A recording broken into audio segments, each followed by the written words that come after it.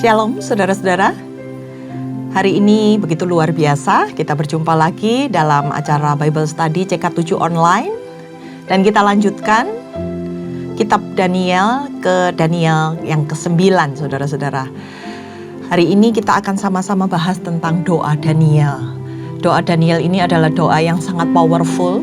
Dia tidak hanya berdoa buat dirinya sendiri, tetapi dia membawa doa-doanya untuk bangsanya. Dia berdiri atas bangsanya.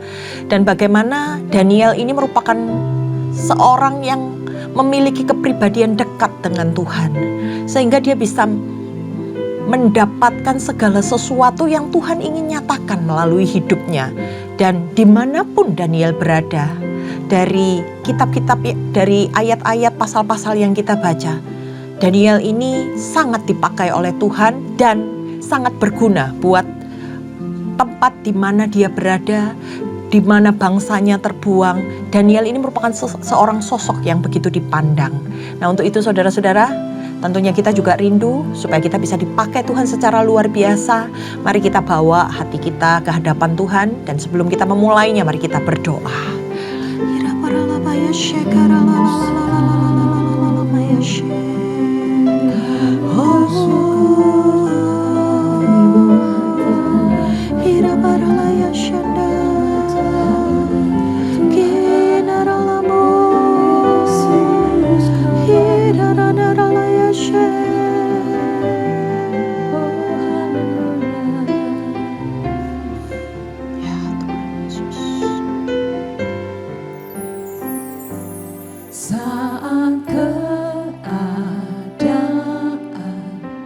Sekelilingku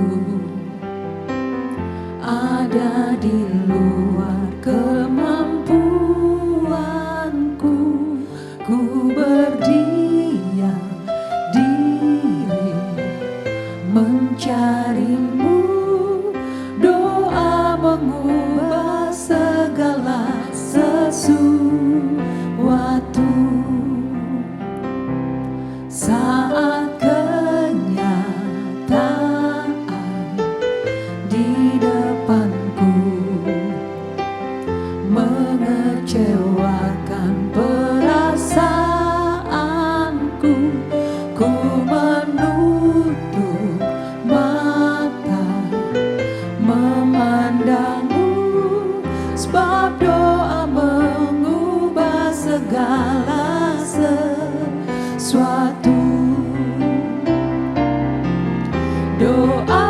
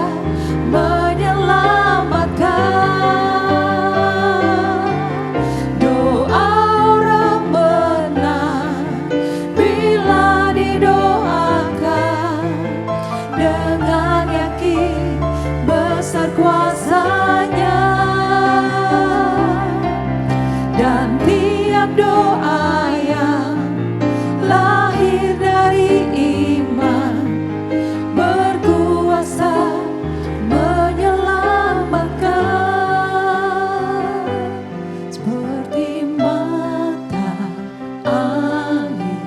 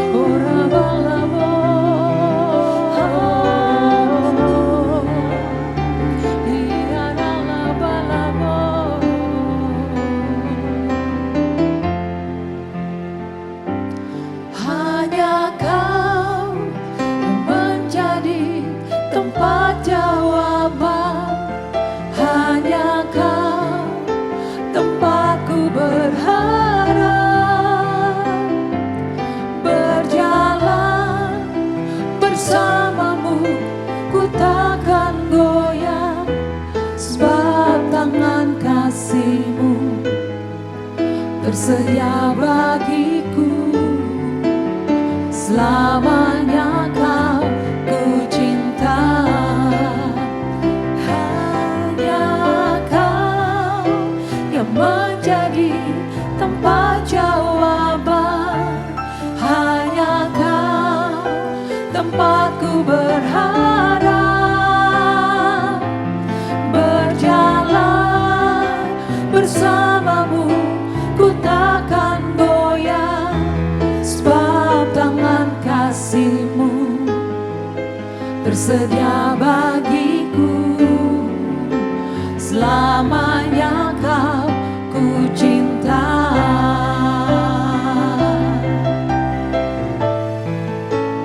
hanya kau yang menjadi tempat jawaban, hanya kau tempatku berharap, berjalan bersamamu ku takkan goyah, sebab tangan kasih-Mu tersedia bagiku. Selamanya kau ku cinta, sebab tangan kasih-Mu tersedia bagiku. Selamanya kau ku cinta, sebab tangan kasih-Mu tersedia bagiku. Selamanya kau ku cinta.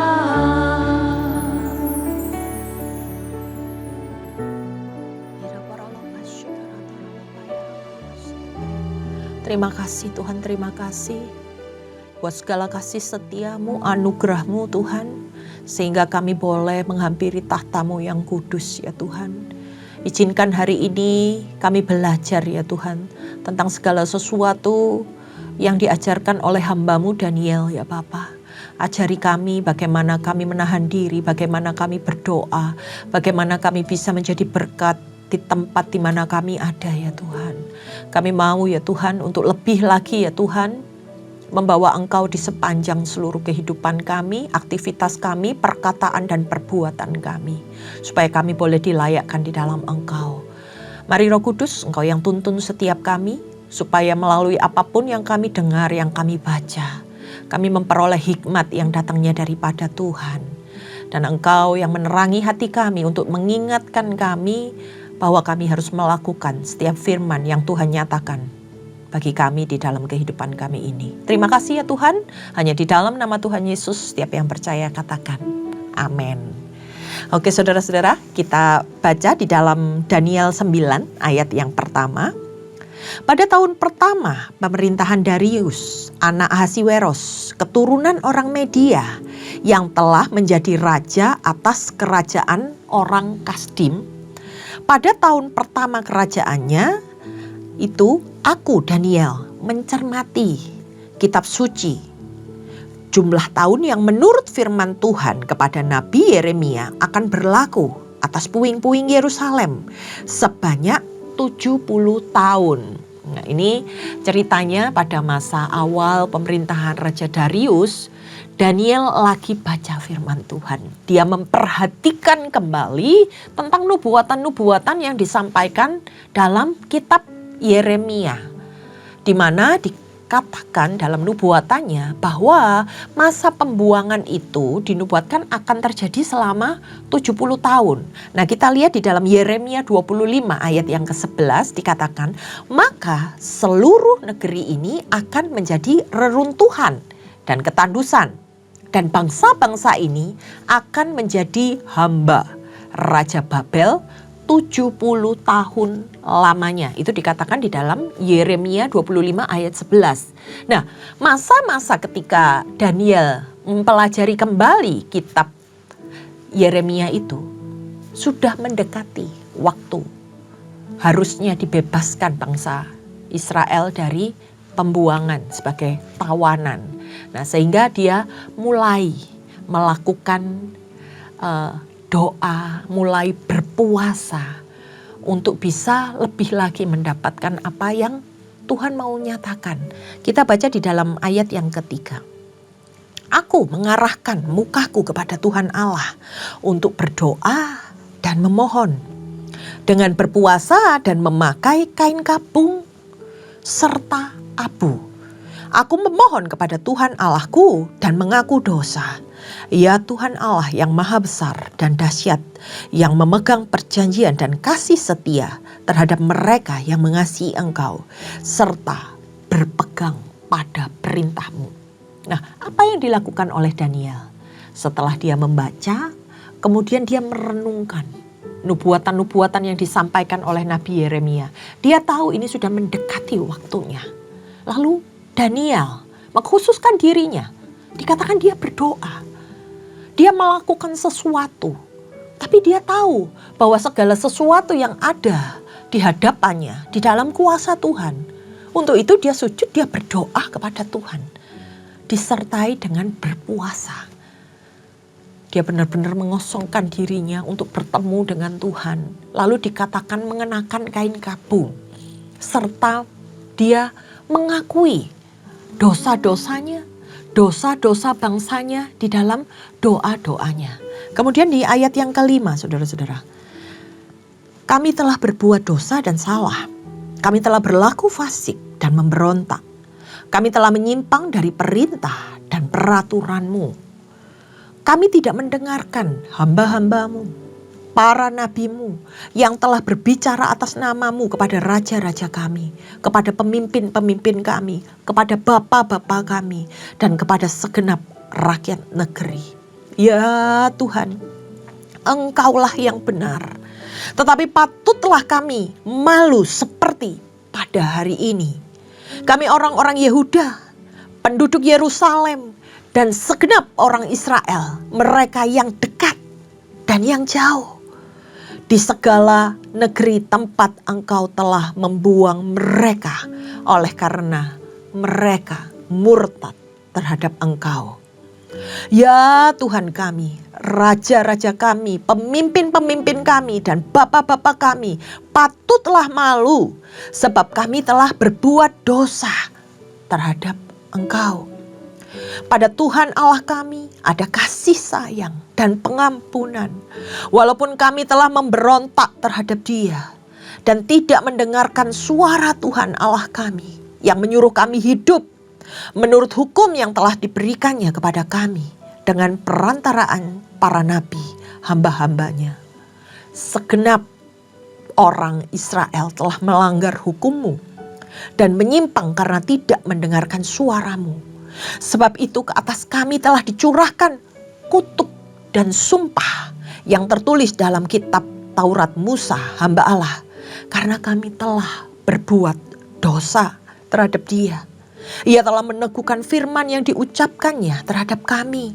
Dan orang-orang yang telah memerintah kami dengan mendatangkan atas kami malapetaka besar yang belum pernah terjadi di bawah semesta langit seperti di Yerusalem. Seperti yang tertulis dalam kitab Taurat Musa.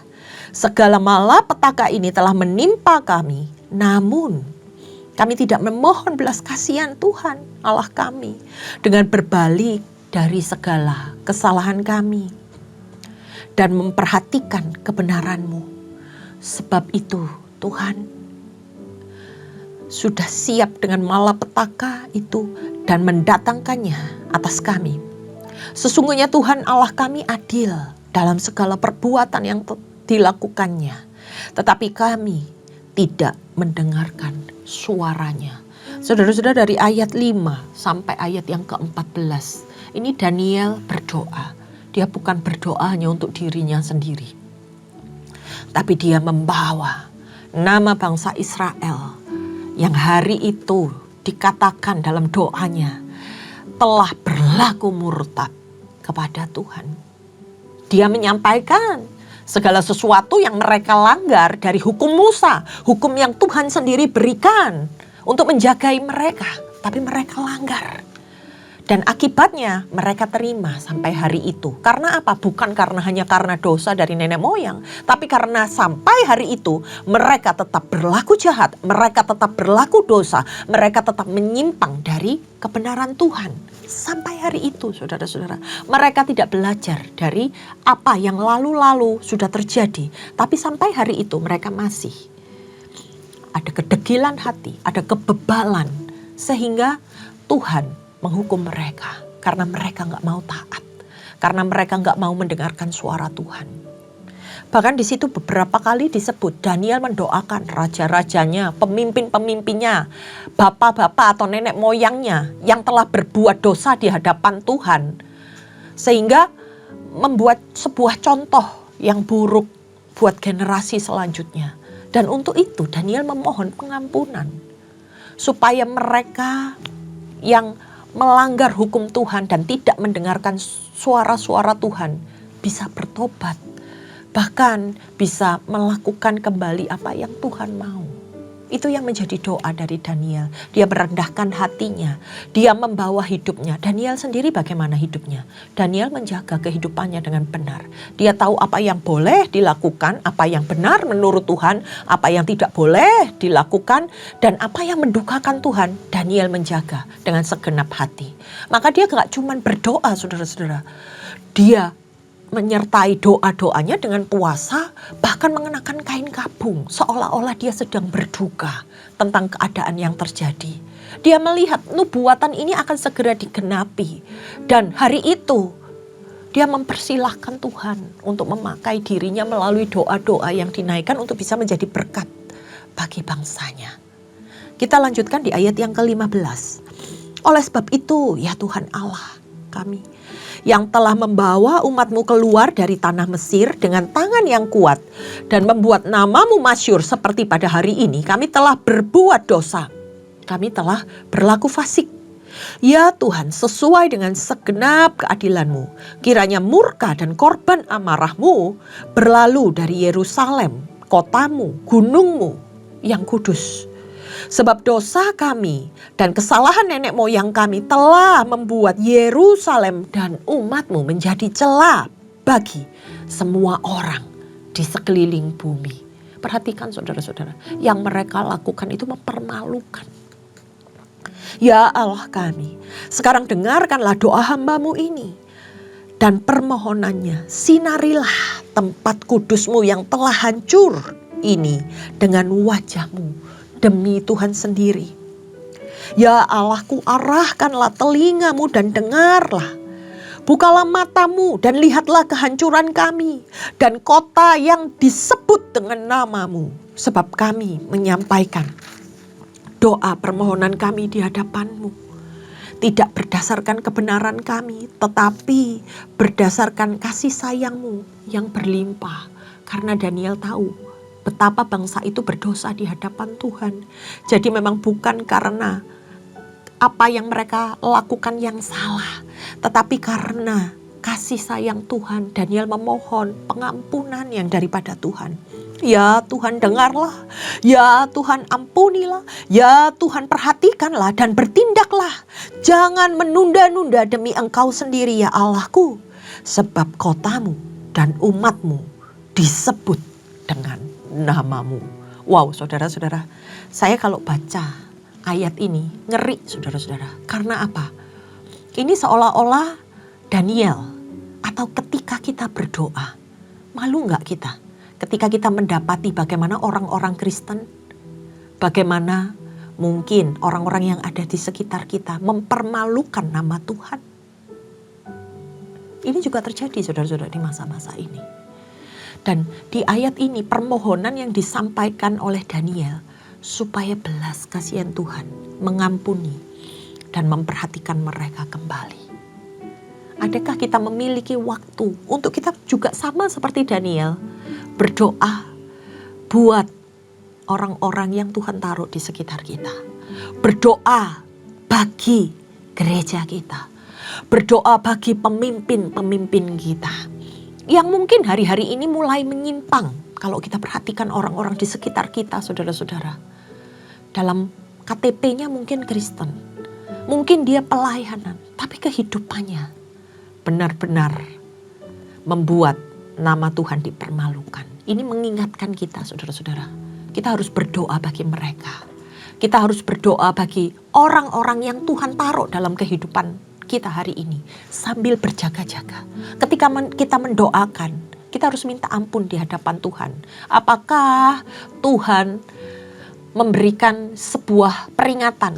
Karena ketika kita berdoa, mungkin kita ada melakukan dosa.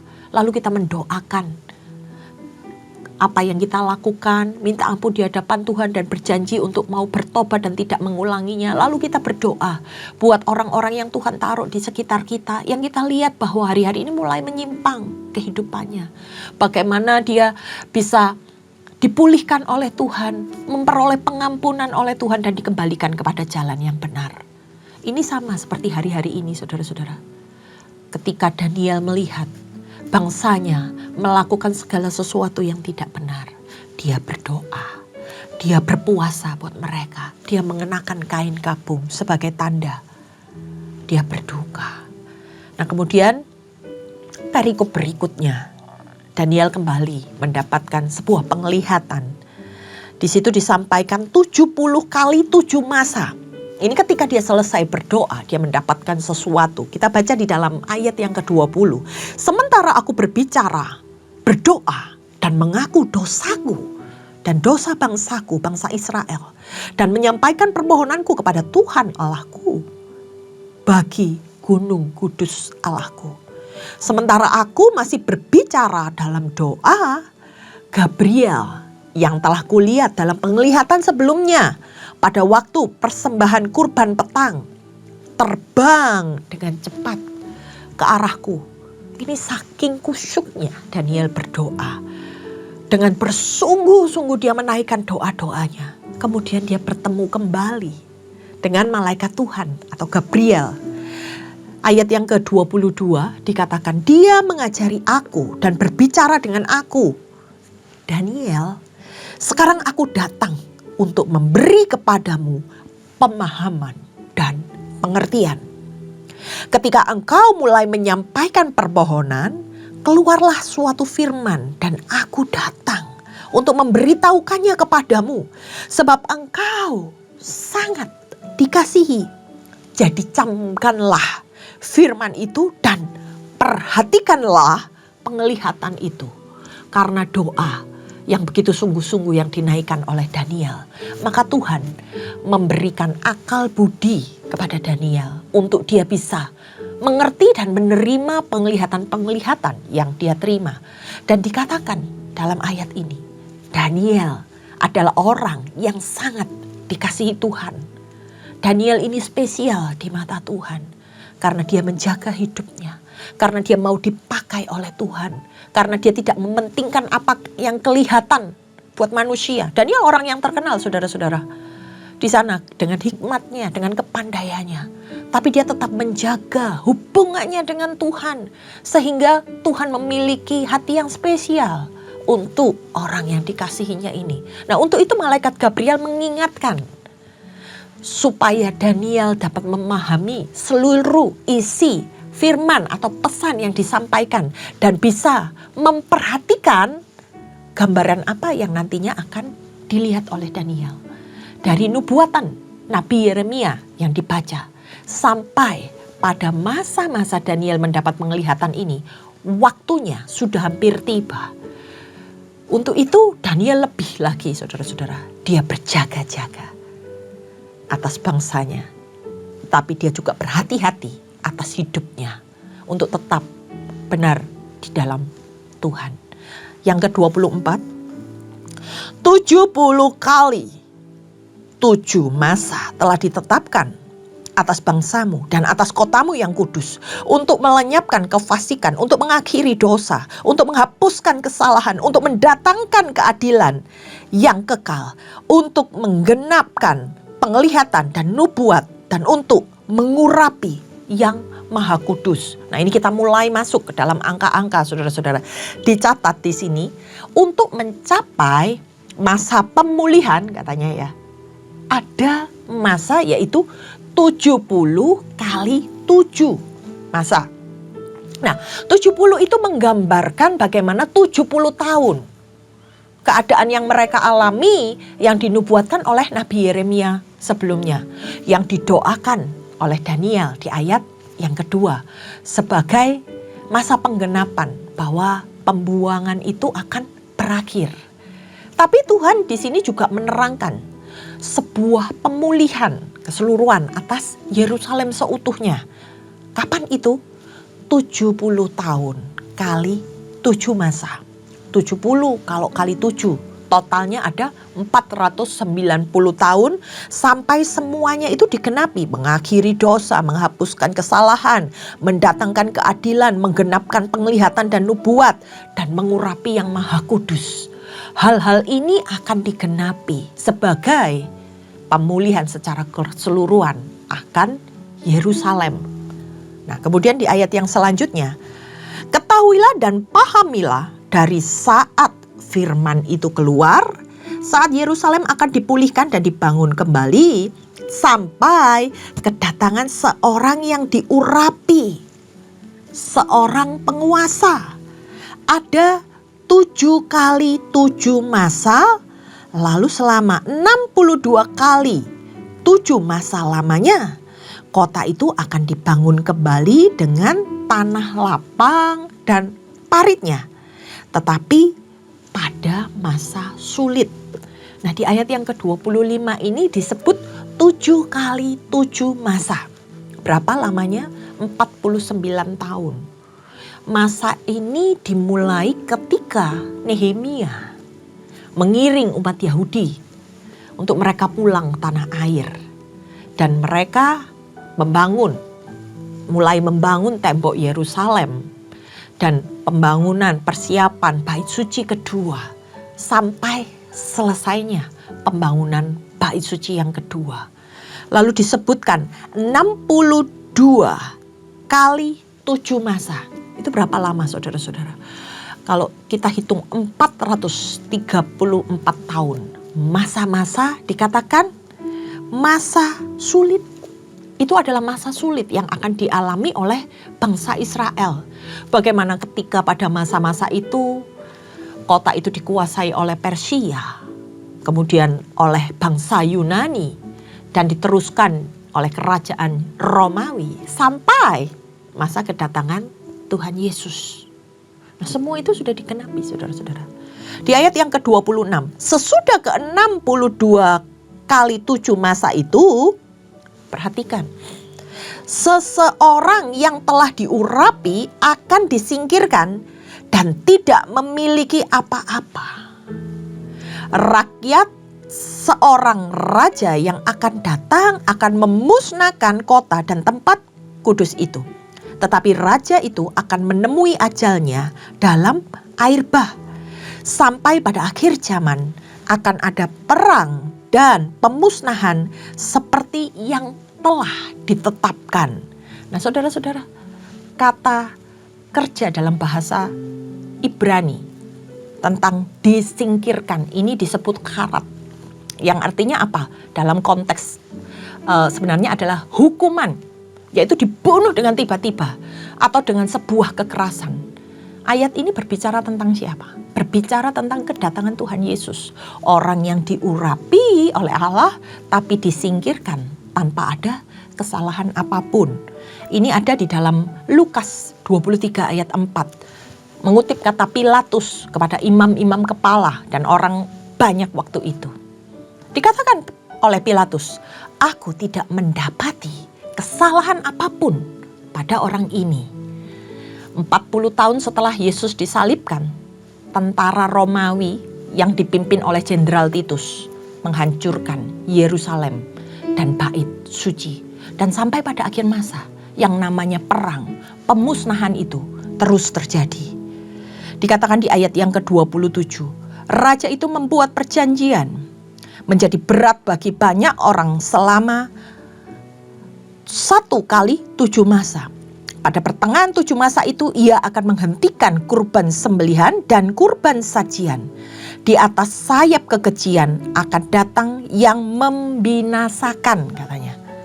Sampai pemusnahan yang telah ditetapkan menimpa yang membinasakan itu. Nah saudara-saudara, 1 kali 7 masa itu berapa? 7 tahun. Penguasa-penguasa itu akan membuat kesengsaraan yang terjadi lebih berat, saudara-saudara. Tetapi dikatakan pada pertengahan masa 3,5 tahun, apa yang biasa mereka lakukan, korban sembelihan, korban santapan, itu akan dihentikan. Nah, apa yang terjadi saudara-saudara? Ketika hal itu terjadi dalam beberapa tafsiran, mengatakan bahwa ini adalah keadaan di mana masa antikris berkuasa. Mereka akan terus-menerus melakukan peperangan dan pemusnahan. Tapi di dalam pasal 9 ini saudara-saudara, kita melihat bahwa dipenuhi dengan angka-angka, tahun-tahun, dan kita tahu ya, seringkali menjadi perbantahan tentang akhir zaman dan apa yang akan terjadi di kalangan orang Kristen, terutama tentang peta akhir zaman. Tetapi Daniel ini, dia sedang menyampaikan apa yang akan terjadi ke depannya. Dia sedang mendapatkan visi dari Tuhan. Nah, perhatikan saudara-saudara, sebelum Tuhan Yesus terangkat ke surga, dia mengatakan tentang masa dan waktunya pemulihan tidak ada yang tahu. Dikatakan di dalam Kisah Para Rasul 1 ayat yang ke-7. Engkau tidak akan mengetahui masa dan waktunya yang ditetapkan Bapa sendiri menurut kuasanya. Berapa panjangnya waktu atau tepatnya masa itu gak perlu diperdebatkan. Yang pasti kita tahu isinya. Yang pasti kita tahu apa yang akan terjadi. Dan kita mengimani bahwa akan berakhir pada kedatangan Yesus yang kedua kalinya. Tugas saya dan saudara adalah bagaimana kita menjalankan kehidupan ini dengan benar. Seperti yang difirmankan di dalam pasal yang ke-9 ini. Bagaimana kita berdoa untuk diri kita. Kita koreksi apa ada yang salah. Kita minta ampun di hadapan Tuhan. Sambil kita membawa orang-orang yang ada di sekeliling kita, yang menyebut dirinya orang Kristen, membawa mereka yang belum mengenal Tuhan, mendoakan gereja kita, mendoakan para pemimpin kita, mendoakan pelayan-pelayan Tuhan, bahkan mendoakan bangsa kita, supaya ketika waktunya tiba, kita didapati Tuhan sempurna.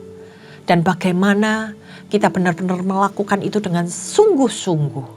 Karena perhatikan saudara-saudara, ketika kita melakukan itu hanya sekedar untuk dilihat orang, atau hanya sekedar mengatakannya sebagai lip service, itu akan selesai saat itu juga. Tetapi ketika engkau dengan sungguh-sungguh, itu menyentuh hati Tuhan. Membawa dampak buat orang-orang yang Anda layani. Membawa dampak buat orang-orang yang ada di sekitar Anda. Daniel bukan hanya sekedar melakukan sesuatu yang nampaknya terlihat hebat. Tetapi Daniel membangun hidupnya supaya dia didapati sempurna oleh Tuhan. Sehingga dia bisa menjadi dampak dan pengaruh buat orang-orang yang ada di sekitarnya. Dan menjadi dampak buat bangsanya dipulihkan. Nah saudara-saudara, ini semua menjadi beban buat kita, anak-anak Tuhan hari-hari ini. Gak perlu memperdebatkan tentang kapan waktunya, tentang segala sesuatu yang menjadi misteri Tuhan. Tapi ketika kita baca, ketika kita mengerti, jaga yang menjadi bagianmu dan doakan yang lain. Demikian firman Tuhan yang bisa saya sampaikan, dan kiranya kita semua boleh ambil bagian untuk mengerjakan firman Tuhan tersebut. Mari kita tundukkan kepala. Tuhan, kami mengerti apa yang menjadi bagian kami, dan kami berjanji Tuhan, ketika kami melayani Engkau, kami bukan hanya sekedar melakukan rutinitas. Ketika kami menjadi umat Tuhan, kami bukan hanya memiliki KTP sebagai orang Kristen. Tetapi kami mau menjadi pelaku atas firman Tuhan. Kami mau membuat kehidupan kami ini berdampak dimanapun kami berada. Kami mau ambil bagian untuk gereja kami, untuk bangsa kami, dan untuk umat-Mu yang belum percaya Engkau, belum mengenal Engkau Tuhan. Mari pakai setiap kami ya Bapa, ubahkan setiap kami. Dan kami percaya kuasa-Mu yang menyertai hidup kami, memampukan kami untuk mengerjakan segala sesuatunya. Sampai waktu kami atau waktu-Mu tiba. Terpujilah nama-Mu ya Tuhan untuk selama-lamanya. Di dalam nama Tuhan Yesus setiap yang percaya katakan amin. Terima kasih saudara-saudara sudah mengikuti Bible Study hari ini dan kiranya kita semua diberkati oleh Tuhan. Sampai jumpa kembali.